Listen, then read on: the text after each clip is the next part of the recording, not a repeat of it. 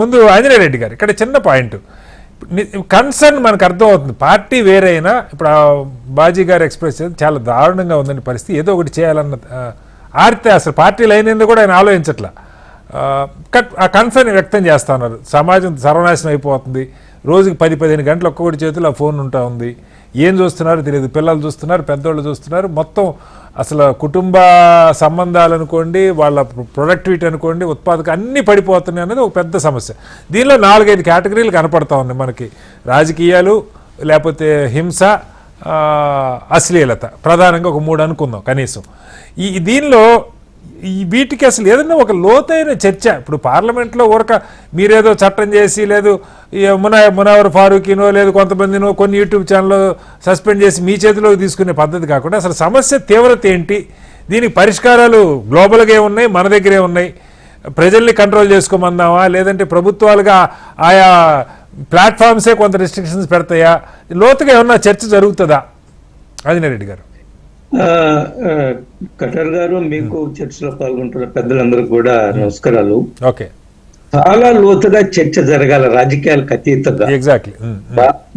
బాజీ గారు కాంగ్రెస్ పార్టీ ప్రతినిధి అయినప్పటికీ కూడా చాలా ఓపెన్ మైండ్ తోటి వారు చెప్పారు, వీటన్నిటి మీద నియంత్రణ ఉండాలా, ప్రభుత్వ నియంత్రణ ఉండాలని చాలా స్పష్టంగా చెప్పారు. దీని మీద చాలా లోతుగా చర్చ జరగాల.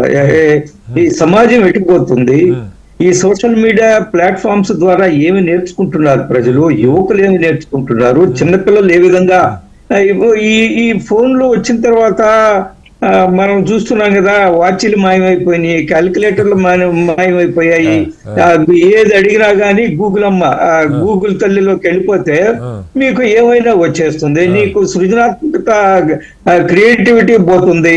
ఒక మోసపోసిన మనుషుల్లాగా తయారవుతున్నాం మనం ఈ నూతన సాంకేతిక పరిజ్ఞానం అవసరం లేదని ఎవరు చెప్పరు, కానీ ఏ మేరకు దాన్ని వాడాలా, మనిషిని మనిషిగా నిలబెడుతూ మనిషి యొక్క సృజనాత్మకతను పెంచుతూ ఉండే విధంగా సాంకేతిక పరిజ్ఞానం ఉండాలనా, లేదా మనిషిని ఒక మోసపోసిన దాంట్లో ఏమి ఆలోచన చేయకుండా ఏమి చెప్తే అది టెలిఫోన్లు ఏమి చెప్తే అది స్మార్ట్ ఫోన్ ఏం చెప్తే దాని ప్రకారం నడిచిపోవాలనే విషయంలో చాలా లోతుగా చర్చ జరగాల్సి ఉంది, అందులో ఎటువంటి అనుమానం లేదు.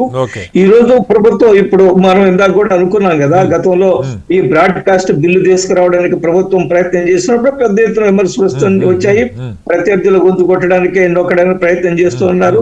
అదేదో స్టాండింగ్ కమిటీకి వెళ్ళి ఉంది, ఆయన ఎవరో నితికాంక్ష దూబే ఆయన స్టాండింగ్ కమిటీ చైర్మన్, దాని పరిస్థితులు ఇప్పుడు మన ఈ పెద్ద ఎత్తున ఈ రోజు దేశంలో ఎందుకు చర్చ జరుగుతుందంటే, అతను మీరు చెప్పారు అలహాబాదీ అని, అతను ఎంత అసభ్యంగా, ఎంత అశ్లీలంగా, ఎంత సంస్కారహీనంగా మాట్లాడాడు, అది పెద్ద చర్చ. అలాంటి కాదు ఆంజనేయ రెడ్డి గారు, అలా మాట్లాడుతున్న వాళ్ళు 1000 మంది 10,000 మంది ఉన్నారు సార్. కాకపోతే సంభవం ఎందుకో అతను మోర్ పాపులర్ కాబట్టి బయటకు వచ్చి ఇరుక్కున్నాడో తెలియదు, కానీ మోర్ పాపులర్. ఈ యూట్యూబ్ ద్వారా మిలియన్స్ ఆఫ్ రూపీస్ ఎర్న్ చేస్తున్నారు. మనకి ఏదో సమయం చెప్తుంది కదా, దొరికినోడు దొంగ, దొరికిన వాడి దొర అని. అట్లా ఇతను దొరికిపోయాడు. ఎందుకో ఇది పెద్ద సెన్సేషన్ అయింది. ఆయన స్టాండింగ్ కమిడియన్ ఒక ఆయన సమారియా ఏదో ఎవరో ఆయన పేరు, ఈ రోజు అలహాబాదియా, వీడి మీద పెద్ద చర్చ జరుగుంది.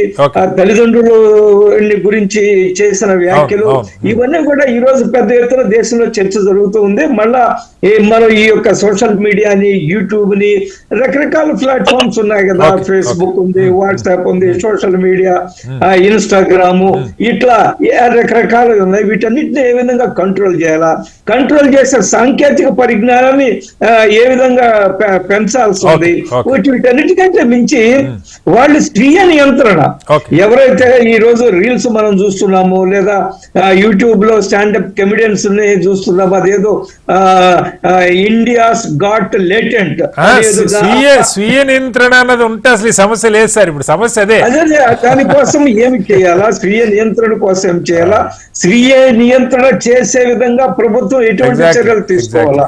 ఒకటి రెండోది మనం చూస్తాం, సుప్రీంకోర్టులో ఆయన ఈ రణవీర్ అలహాబాదీ అని అరెస్ట్ చేయొద్దని చెప్పారు. ఆయన మీద తీవ్రమైన వ్యాఖ్యలు చేస్తూ మీరు ఇందాక ప్రారంభంలో చెప్పినట్టుగా అతను మనసులో డర్ట్ ఉంది, మురికి చేరిపోయింది అతను మెదళ్ళు అని చెప్తూ అదే సమయంలో అతను అడిగిన 3 డిమాండ్స్ ఓకే చేశారు. ఆయన అడిగిన 3 అప్పీల్స్, ఒకటి నా మీద కొత్తగా కేసులు ఉండకూడదు, నన్ను అరెస్ట్ చేయకూడదు, మళ్ళా మిగతా దేశంలో ఏవి కూడా ఎక్కడ కేసులు పెట్టకూడదు, అన్ని ఒకే దగ్గరికి రావాలా, వీటన్నిటిని సుప్రీంకోర్టు ఆమోదించింది.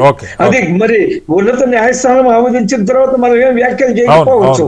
అది క్రిమినాలిటీ కిందకు వస్తుందా లేదా మోరల్ టర్పిట్యూడ్ కిందకు వస్తుందా, ఇవన్నీ కూడా చర్చలు జరుగుతున్నాయి. నేనేమంటున్నంటే మనము వెరీ డేంజరస్ ట్రెండ్ వైపు పోతున్నాము.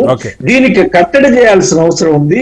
దీనికి ఏ విధమైన ప్రభుత్వము, అదే విధంగా ఈరోజు మనకి ఐటీ నిపుణులు ఉన్నారు, మీతో ఇప్పుడు దాకా మాట్లాడారు వారు, అదే విధంగా హైకోర్టు అడ్వకేట్స్ ఉన్నారు, వీళ్ళందరూ కూడా ఎటువంటి సలహాలు సూచనలు ప్రభుత్వానికి ఈ సోషల్ యాక్టివిటీస్ ఏమి చెప్తారు అనేది ఒకటి. రెండోది, మన దేశంలో కుటుంబ వ్యవస్థ చాలా గొప్పది కదండి. వద్దాం సార్, వద్దాం, చాలా పాయింట్స్ ఉన్నాయి సార్. మళ్ళీ వస్తాను మీ దగ్గరికి.